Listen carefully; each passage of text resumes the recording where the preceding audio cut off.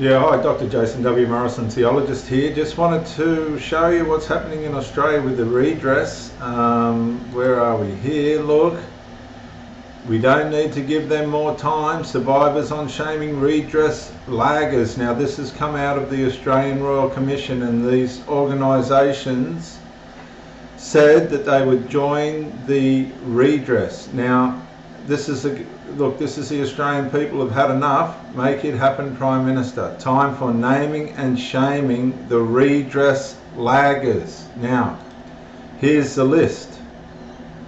Right, here's the list. All sorts of organisations, but guess who's in the middle of them? Case study number 29 of the Australian Royal Commission. Guess who? The Jehovah's Witnesses. There they are there. They're lagging behind on their redress commitment.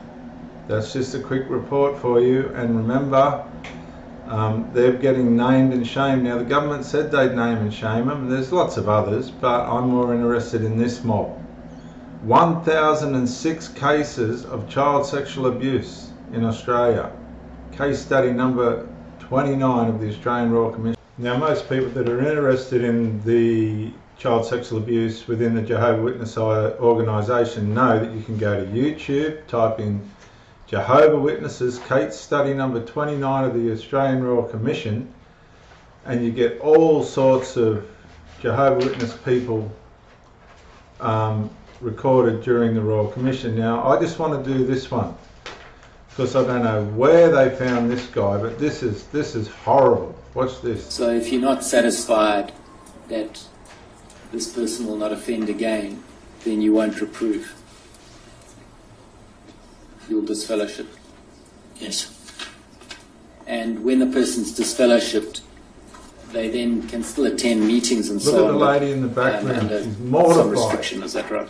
Under a lot of restrictions. Yes. And members of the congregation cannot associate with them socially. Socially or spiritually. Yes.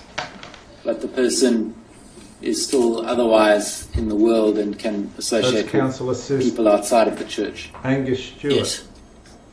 And you don't take into consideration, do you, how people outside of the church might be kept safe from such a person whom you're not satisfied will not reoffend. If they were outside the church and they were a close friend, I would tell them. Well, and how would you know if they're a close friend and they're outside of the church? Now, if they were a close friend of mine. A close friend of yours? If I was. Yes.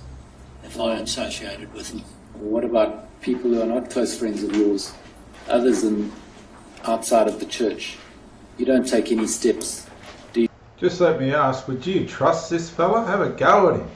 You to protect them from this potential reoffending.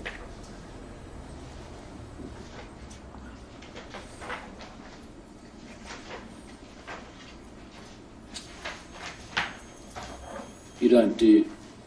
You're concerned with the congregation principally, aren't you? We're concerned with the congregations. We are shepherds of the congregation. Yes, and you're not a shepherd to those who are not in the congregation. No.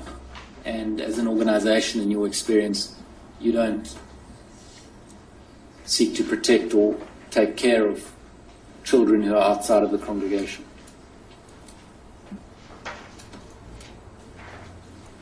That's a broad statement.